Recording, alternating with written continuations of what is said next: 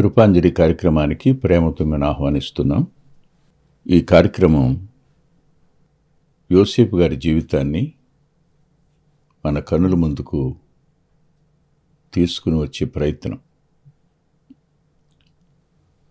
జీవిత పాఠశాల అనే మాట ఒక గంభీరమైన సత్యాన్ని చూపిస్తుంది. ప్రతి సంఘటన దగ్గర యోసేపు యొక్క వ్యక్తిత్వాన్ని, యోసేపు తన వారితో ప్రవర్తించిన తీరును, తన వారితో మాట్లాడిన విధానాన్ని మనం అధ్యయనం చేస్తే అది ప్రతిదీ ఓ అధ్యాయం అవుతుంది. పాఠ్యపుస్తకంలో అధ్యాయాలు ఎలా ఉంటాయో అదే రీతిగా ఈ జీవిత పాఠశాల అనే పుస్తకంలో కూడా ఎన్ని అధ్యాయాలు.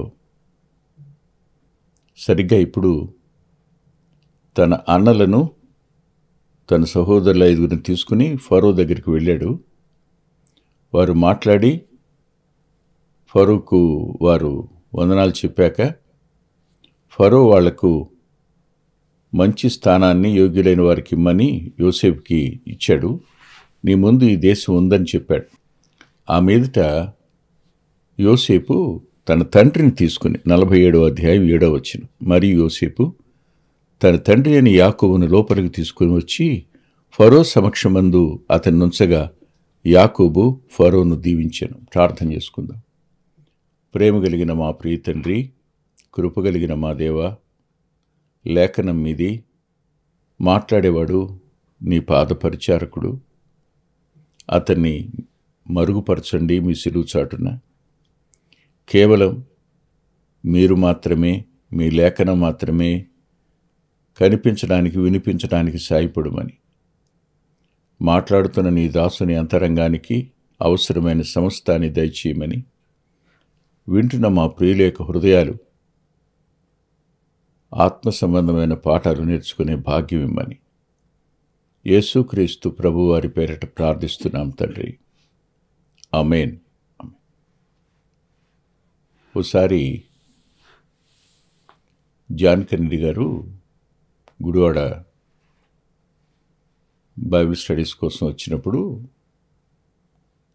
మేడ మీద కూర్చునున్నాం. ఎవరో ఒక వ్యక్తి వచ్చాడు. ఆ వ్యక్తి వచ్చినప్పుడు ఆ వ్యక్తి ఏవో ప్రశ్నలు అడిగాడు. ఆయన చెప్పడానికి ఇష్టపడలేదు. అతనితో ముక్తసరిగా మాట్లాడి పంపించేశాడు. ఆ తరువాత కూర్చోబెట్టుకుని అతను అడిగిన ప్రశ్నలన్నిటికీ మాకు జవాబు చెప్పాడు. ఆశ్చర్యం అనిపించింది అతను ఎందుకు చెప్పలేదని. అప్పుడు ఆయన అన్నాడు, అతను వచ్చింది పరీక్షించడానికి, తెలుసుకోవడానికి కానీ నేర్చుకోవడానికి కానీ కాదు అని. మనుషుని ఆంతర్యాన్ని గ్రహించగలిగిన వ్యక్తిత్వం జాన్ కెన్నడీ గారిలో నేను చూడగలిగాను. యోసేపులో కూడా అలాంటి వ్యక్తిత్వం మనకు కనపడుతుంది. ఎలా అంటారా? మీరే ఆలోచించండి. 46వ అధ్యాయంలో అతడు అన్నలకు ఏం చెప్పాడో మనకు కనపడుతుంది. 31 నుంచి 34 వరకు. ఆ మీదట 47 నుండి ఫరో దగ్గరికి ఎలా వెళ్ళాడో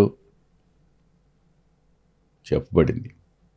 అన్నలతో వ్యవహరించిన తీరు, ఫరోతో వ్యవహరించిన తీరు, ఇప్పుడు తన తండ్రితో వ్యవహరించిన తీరులు గల వ్యత్యాసాన్ని మనం చూస్తే నిజంగా ఆశ్చర్యం. అన్నలకు ఫరో ఏమడుగుతాడో, ఎలా జవాబు చెప్పాలో అవన్నీ చెప్పాడు. ఆ 5గురిలో తనకంటే పెద్దవారే ఉండుంటారు కదా, అయినా సరే వాళ్ళకి చెప్పాడు. ఎందుకు చెప్పాడు వాళ్ళతో? వారు పెద్దవారైతే ఉండొచ్చు కానీ వారి సంభాషణ యుక్తంగా ఉండదని. వారు ఏం మాట్లాడతారో, ఎలా మాట్లాడి ఫరో ఎదుట తక్కువైపోతారేమో అనే భయం యోసేపులో ఉండి వారికి మంచి సలహాలను ఇచ్చినవాడు కనపడతాడు. మరి అదే యోసేపు తన తండ్రికి ఎందుకు చెప్పలేదు? మనం పూర్తిగా రివర్స్లో ఉంటుంది మన పని. అంటే అన్నలకి ఏం చెప్పం, వాళ్ళ నేరుగా తీసుకెళ్తాం. వృద్ధులైన తండ్రిని తీసుకెళ్లేటప్పుడు మాత్రం జాగ్రత్త నాన్న, ఎక్కువ మాట్లాడతావేమో, మాట్లాడబోకు, అది జాగ్రత్త ఇది జాగ్రత్త అని చెప్తాం. అంటే కన్న తల్లిదండ్రులకు మనం ఇచ్చే స్థానానికి యోసేపు ఇచ్చిన స్థానానికి చాలా వ్యత్యాసం కనపడింది నాకు. తండ్రికి ఒక్క మాట కూడా చెప్పలా. తండ్రి యొక్క వ్యక్తిత్వం ఎరిగినవాడు యోసేపు. తండ్రికి దేవునితో ఉన్న వ్యక్తిగత సంబంధం ఎరిగినవాడు యోసేపు. తండ్రి ఎంతగా దేవుని మీద ఆధారపడ్డాడో, ప్రభువు అతని జీవితంలో ఎలాగూ జోక్యం చేసుకున్నాడో యోసేపుకు తెలుసు. అవును కదూ? తన పెదనాన్న ఎదురొస్తున్నప్పుడు తండ్రిలో కనిపించిన భయాలన్నీ చూశాడు కదూ. కానీ ఆ రాత్రి తన తండ్రి ఆగిపోవడం, తెల్లవారిన తర్వాత నడిచి వస్తున్నప్పుడు కుంటుతూ రావడం, ఈ కారణాలన్నీ అతనికి తెలీదా? తెలుసు. అంతేకాదు, తన తాతయ్య అయిన లాబాను వస్తున్నప్పుడు కలుసుకున్నప్పుడు తన తండ్రి ఎలా మాట్లాడాడో కూడా తెలుసు. ఏ మేర ఎవరితో ఎంత మాట్లాడాలో ఎరిగినవాడుగా యోసేపు ఉన్నాడు తన తండ్రి విషయంలో. అందుకనే సలహా ఇవ్వలేదు, జవాబు చెప్పుకోవడానికి సలహా ఇవ్వలేదు. తన తండ్రి ఎడల అతనికి ఉన్న గౌరవభావం అది. వాస్తవానికి తండ్రులే కుమారులకు అలంకారం అని రాసుంటుంది లేఖనంలో, సామెతలు 17:6. తన తండ్రిని గౌరవప్రదంగా తీసుకుని వెళ్ళాడు, వెళ్ళి మౌనంగా ఉన్నాడు. తన తండ్రి ఫరోతో మాట్లాడుతున్నప్పుడు తను ఏమాత్రం జోక్యం చేసుకోలేదు. ఇప్పుడు రాజు ఎదుట తన స్థానం ఎంతటిదైనా తన తండ్రి దగ్గర తాను ఒక సామాన్యమైన కుమారుడుగానే యోసేపు కనిపించాడు. యోసేపు యొక్క వ్యక్తిత్వాన్ని అధ్యయనం చేస్తున్నప్పుడు అతడు భార్యతో వ్యవహరించిన తీరు మనకు అస్పష్టంగా కనపడుతుంది. కానీ ఆమె మంచిది కాదనలే. ఆమెను బట్టి అతడు ఓదార్పు పొందాడు, ఆదరించబడ్డాడు, శ్రమ మర్చిపోయాడు. భార్యతో ఎలా ఉండాలో, భార్యకు ఏ మేర స్థానం ఇవ్వాలో ఎరిగినవాడు. భార్య నుండి సహకారాన్ని ఎలా పొందాలో కూడా తెలిసినవాడు. ఆమె అన్నదమ్ములు వచ్చినప్పుడు ఏమాత్రం అభ్యంతర పెట్టకపోవడానికి గల కారణం ఏమిటి? యోసేపు మీద ఆమెకున్న నమ్మకం. అంత మాత్రమే కాదు, చాలాసార్లు భార్యగా భర్తగా నూతనంగా వివాహం అయిన వారు తాను ఎవరెవరి వల్ల పొందాడో, గాయపడిందో, ఎవరు బాధ పెట్టారో పంచుకుంటారు. తన ఇంటిలో ఉన్న వారిని గురించి కూడా పంచుకుంటారు. అలా పంచుకున్నప్పుడు భార్య మాట విన్న భర్తకు ఆమె చెప్పిన వారి మీద కష్టం మిగిలిపోతుంది. అలాగే భర్త మాట విన్న భార్యకు కూడా భర్త ఇంటి వారి మీద గౌరవం సన్నగిలుతుంది. యోసేపు తన భార్యతో ఎంత మేర మాట్లాడాలో అంత మేరే మాట్లాడాడనమాట. ఎంతవరకు చెప్పాలో అంతవరకే చెప్పాడు.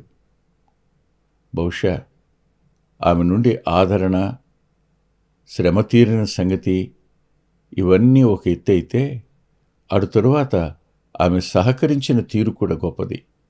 ఈ సహకారం యోసేపు యొక్క వ్యక్తిత్వం వల్లనే సాధ్యమైంది.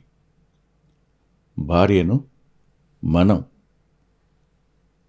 మాట్లాడి సరిచేసుకుని దేవుని చిత్తానికి ఆమె లోబడేటట్టుగా చేసే ఓ వ్యక్తిత్వం యోసేపులో నాకు కనిపించింది అదృశ్యంగా. లేకపోతే నేటి స్త్రీలే అయితే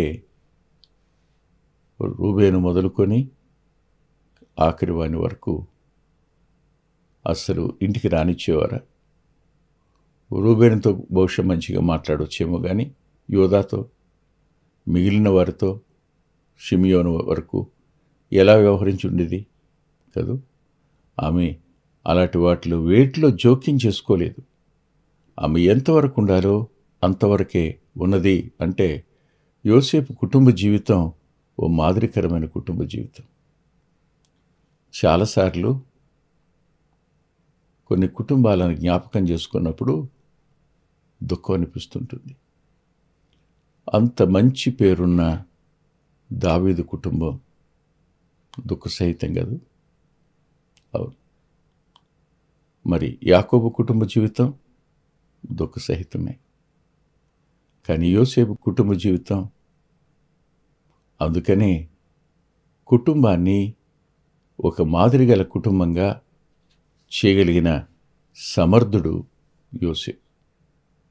ఆ మీదట తనను బాధపెట్టి బాధకు కర్తలైన అన్నదమ్ముల విషయంలో ఎంతవరకు అతను ఉండాలో, ఎంతవరకు ప్రవర్తించాలో, ఎలా వారు చేసిన తప్పులు తెలియచేయాలో, ఇవన్నీ చేసే దగ్గర కూడా ఓ అద్భుతమైన వ్యక్తిత్వాన్ని యోసేపులో గత వారాల్లో మనం చూశాం. ఆ మీదట వారిని ఫరో దగ్గరికి తీసుకుని వెళ్ళేటప్పుడు కూడా ఫరోతో వాళ్ళు ఏం మాట్లాడాలో, ఫరో ఏమడుగుతాడో అవన్నీ కూడా చెప్పాడు. అంతేకాదు, నాకు మరో మాట కూడా చెప్పిన గుర్తుంది. ఫరో యొక్క సేవకులు యోసేపు సహోదరులు వచ్చారన్న మాట విని సంతోషించినట్టు రాసుంటుంది. అంటే ఫరో యొక్క సేవకులతో వ్యవహరించిన తీరు, తన క్రింద పనిచేసే వారితో అతనికున్న మంచి పేరు. అతడు కూర్చోబెట్టుకుని తన ఇంటి విషయాలన్నీ చెప్పలేదన్నమాట. ఎవరితోనూ పంచుకోలేదన్నమాట. పంచుకునే ఉంటే యోసేపు సహోదరులు ఐగుప్తులో సుఖంగా ఉండే అవకాశం ఉండేది కాదు. చాలాసార్లు నేను చెప్తాను, సహవాసంలో మనల్ని బాధ పెట్టేవారు ఉంటారు. తెలియకుండానే కీడు చేయడానికి తలపించేవారు ఉంటారు. కీడు చేయడానికి సాధనాలుగా మారేవారుగా కూడా ఉంటారు. వారు ఏదో అన్నారని మనదాకా వస్తుంది, కానీ దాన్ని తిరిగి భార్యతోనూ పిల్లలతోనూ పంచుకోవడం చేస్తే వారు కనపడితే వీరు వాళ్ళని గౌరవించరు, వారికి సముచిత స్థానం ఇవ్వరు. ప్రతి వ్యక్తి తప్పు చేసే అవకాశం ఉంది, కానీ వాళ్ళని చులకన చేసే దగ్గర యోసేపు అలా చేసిన వాడు కాదు అనే పాఠం మనం నేర్చుకోవాలి. అందుకనే ఫరో యొక్క సేవకులు ఎంతగా సంతోషించుంటారు. అందుకే సంతోషించారు. యోసేపును అమ్మేశారు అని చెప్పాడు, అది తెలుసుంటుంది. ఎవరమ్మారో చెప్పలేదేమో, ఎందుకు వాళ్ళు అసూయపడ్డారో చెప్పలేదేమో. భార్యాభర్తల నడుమ కూడా ఈ విషయాలు ఏ మేర చెప్పాలో ఏ మేర చెప్పకూడదో తెలిసుండాలి. తల్లిదండ్రులను ఈ రోజున తక్కువ చేయడానికి నీవు నీ భర్తతో చెప్పిన మాటలు కారణాలు. మీ అన్నదమ్ములను చులకని చేయడానికి నీవు నీ భర్తతో చెప్పిన మాటలు కారణాలై ఉండొచ్చు. అదే రీతిగా నీ భార్య నీ కుటుంబాన్ని తక్కువ చేయడానికి నీవు నీ ఇంటి వారిని గురించి, నీ అన్నా తమ్ములను గురించి, అక్క చెల్లెళ్ళని గురించి నువ్వు పంచుకున్న నీ మానసికమైన ఆ శ్రమను ఆమె చూసింది, హృదయంలోకి తీసుకుంది. ఇప్పుడు వాళ్ళంటే ఆమెకు గిట్టదు. అంటే వివాహం అయ్యాక గుర్తుపెట్టుకోండి, ఎవరిని గురించి చెడు మాట్లాడకండి. జాగ్రత్త పడమని చెప్పవలసి వస్తే చెప్పవలసిన తీరు వేరుగా ఉంది. చెప్పొచ్చు, అమ్మా మన ఇంటికి వచ్చిన వాళ్ళందరినీ మంచిగా గౌరవిద్దాం, వారు చెడ్డవాళ్ళ మంచివాళ్ళ చూడొద్దు, మంచిగా చూద్దాం. కానీ అనవసరంగా పలానా వారితో మాత్రం అత్యంత చనువుగా ఉండకండి. ఈ ఒక్క మాట చాలు కదా. ఏ మేర మాట్లాడాలో ఏ మేర మాట్లాడకూడదో యోసేపు ఎరిగినవాడుగా కనిపిస్తాడు. మనకు సంభాషించటం రాదు, ఎవరితో ఎలా వ్యవహరించాలో తెలీదు, ఎంతవరకు వ్యవహరించాలో కూడా తెలీదు. కొంతమంది ఈ విషయంలో తల్లిదండ్రుల్ని బాధ పెట్టేవారుగా ఉంటారు. తండ్రిని తీసుకుని వెళ్ళి ఇతరులకు పరిచయం చేసే దగ్గర తండ్రిని ఘనపరచాలి అనే మాట మర్చిపోతారు. ప్రభువే మత్తయి సువార్త 15వ అధ్యాయం 4వ వచనంలో నీ తల్లిదండ్రులను గలపరచుమన్న మాట అంటాడు. అంటే తన తండ్రిని ఘనపరిచే ఒక అవకాశం యోసేపుకు వచ్చింది.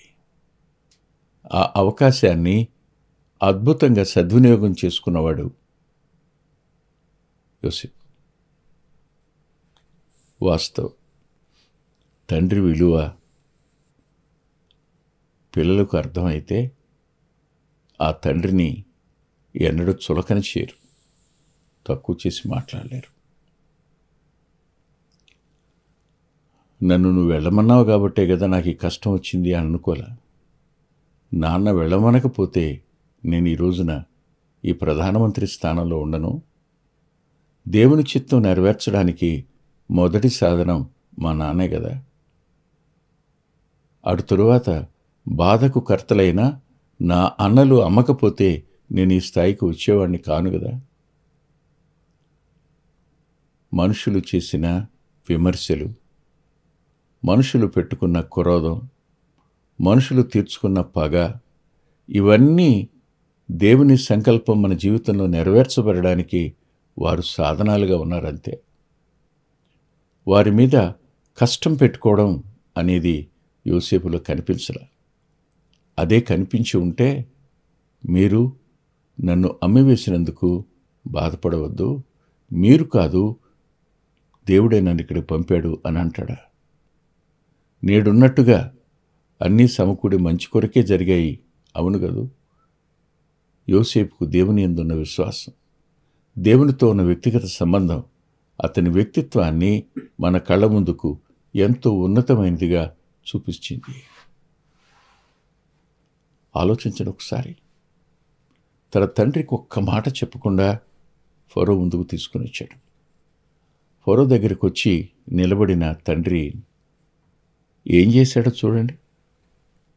47వ అధ్యాయంలో ఫరో సమక్షమందు అతనిని ఉంచగా, ఫరో సమక్షమందు అతన్ని ఉంచగా అంటే ఎలా తీసుకుని వచ్చాడో, నాన్న చేయి పట్టుకున్నాడో, నాన్నను ఇలా కౌగిలించుకున్నాడో, తీసుకుని వచ్చి రాజు ముందు నిలబెట్టాడు. రాజు ముందు నిలబెట్టినప్పుడు ఇప్పుడు యాకోబు ఎవరు చెప్పండి? దేవుని చేత ఆశీర్వదించబడిన అబ్రహాము యొక్క మనవడు కదా. దేవుని చేత ఆశీర్వదించబడిన ఇస్సాకు యొక్క కుమారుడు. ఇప్పుడు అతడు ఫరోను దీవించెను అన్నమాట. అంటే తన తండ్రి చెయ్యి ఫరో తల మీదకు వెళ్ళింది. ఫరో యాకోబు ముందు తల వంచిన వాడయ్యాడు. ఎందుకని? తన కుమారుని బట్టి, అతని మంచితనాన్ని బట్టి, అతనికి దేవుడిచ్చిన జ్ఞానం, అతడు ఐగుప్తుకు చేసిన మేలు, అతడు ఐగుప్తు కొరకును ప్రపంచ ప్రజలందరి కొరకు దేవుని చేత సాధనంగా వాడబడిన విధానం, అవన్నీ యాకోబుకు అశాంతం తెలియకపోవచ్చు, కానీ ఫరోకు తెలుసు కదా. అట్టివాని తండ్రి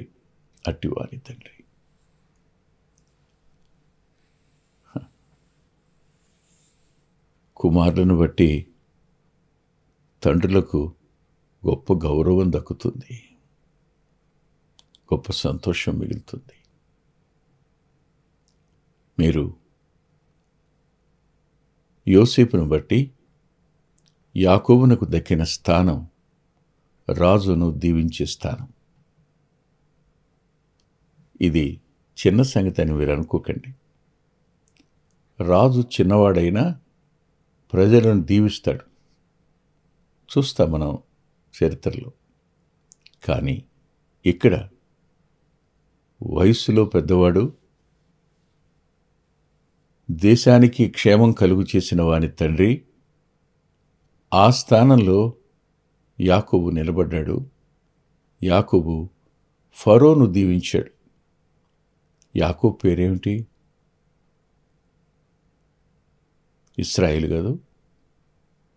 ఇశ్రాయేలు అంటే రాకుమారుడు కదా. ఇప్పుడు ఫరోని దీవించిన రాకుమారుని రాజు స్థానంలో పరలోకమే అతనికి ఆ పేరు పెట్టింది. అది ఇప్పుడు సార్థకమైంది.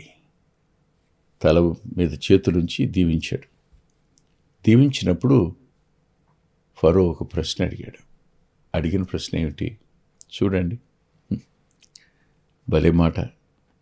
8వ వచనం ఇలా కనిపిస్తుంది. నీవు జీవించిన సంవత్సరములెన్ని అని యాకోబును అడిగాడు. నీవు జీవించిన సంవత్సరాలెన్ని? ఒక రాజు నీ వయసు ఎంత అని అడగొచ్చు, అలా అడగల. నీవు జీవించిన సంవత్సరాలెన్ని అన్నాడు. అంటే రాజు కూడా యాకోబుతో మాట్లాడడానికి ఎంత తటపటాయించాడు. దీవించిన వానితో మాట్లాడడం దగ్గర రాజైనా తల వంచవలసిందే. నీ వయసు ఎంత అంటే సరిపోయేది, నీవు జీవించిన సంవత్సరాలెన్ని అన్నాడు. అంటే ఏమిటి దాని అర్థం? ఏమిటి? వయసు ఎంత అంటే చెప్పేయచ్చు, కానీ జీవించిన సంవత్సరాలన్నీ తెలిసి అడిగాడో తెలియక అడిగాడో నాకు తెలియదు. కానీ దానికి యోసేపు చెప్పిన జవాబు మాత్రం అద్భుతం. ఇక్కడ ఒక మాట చెప్తాను.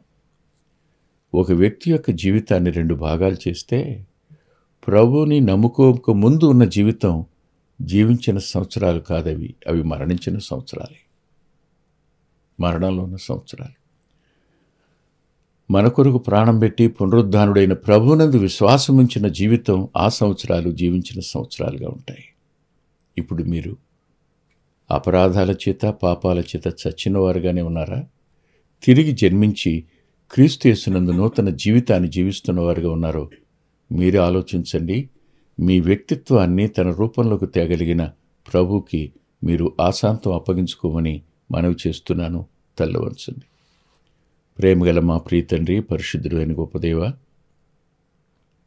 ఈ మాటలు మా ప్రియుల హృదయాలలో కొద్ది మేరనైనా ఎవరితో ఎలా ఉండాలో, ఎంత మేర మాట్లాడాలో, ఎవరికి ఎంత గౌరవం ఇవ్వాలో, తల్లిదండ్రులకు ఇవ్వవలసిన స్థానం ఏమిటో ఆలోచించే మనసు ఇవ్వండి. ఈ కార్యక్రమంలో ఎంతమంది నీ వాక్యాన్ని చూస్తున్నారు, ఆ కుటుంబాలను మీరు ఆదరించండి, ఓదార్చండి, బలపరచండి. ఏ ఒక్కరూ నశించిపోకుండా మీ కార్యం జరగనిమ్మని యేసుక్రీస్తు ప్రభువారి పేరిట ప్రార్థిస్తున్నాం తండ్రి. ఆమేన్. ప్రభు చిత్తమైతే వచ్చే వారం కలుసుకుందాం. అంత్యోకు నుండి వెలువడిన పుస్తకాలు ఇప్పటికీ 36 ఉన్నాయి. ఒకటి ప్రచురణలో లేదు. అయితే వాంగ్మయాన్ని గురించి నేను 3 విభాగాలు చేసి మీతో చెప్తాను. మొదటి విభాగం కొంతమంది భక్తుల చరిత్రలు. ఆ భక్తుల చరిత్రలు మన జీవితాలకు అద్భుతమైన మార్గదర్శకత్వాన్ని చూపిస్తాయి. ఆ మీదట కొన్ని పుస్తకాలు తర్జుమా చేయబడిన బుక్స్ ఉన్నాయి.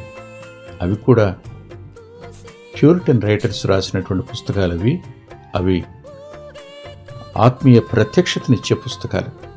ఇకపోతే తరువాతవి దేవుడు కృప చూపించి లేఖనంలో నుంచి నాతో రాయించిన అనుభవాలు. ఈ అనుభవాల దగ్గర అనేకమైన సంగతులు మీకు కనిపిస్తాయి. అవి ఆత్మీయ పాఠాలే కానివ్వండి, దావీదు జీవితమే కానివ్వండి, ఇలాంటివి. ఇవన్నీ మీ ఆత్మీయ జీవితానికి అనుదిన ఆహారంలాగా ఉపయోగపడతాయి. ఇవి మీరు ఖచ్చితంగా కలిగి ఉండడం మంచిది. అంతేకాదు, ఈ వాంగ్మయంతో పాటుగా నెలకొకసారి మాసపత్రిక, క్రీస్తు సువార్త పత్రిక వెలువడుతోంది. అంతేకాదు, 2 నెలలకొకసారి పిల్లల కొరకై ద్విమాస పత్రిక, ద్విమాస సచిత్ర పత్రిక. అది ఆ పత్రిక పిల్లల కోసం నెలవంక అనేటువంటి మ్యాగజైన్. అంతేకాదు, మరో మాట కూడా చెప్పాలి, పిల్లల పరిచర్యకు ఒక ప్రత్యేకమైన స్థానం ఉంది.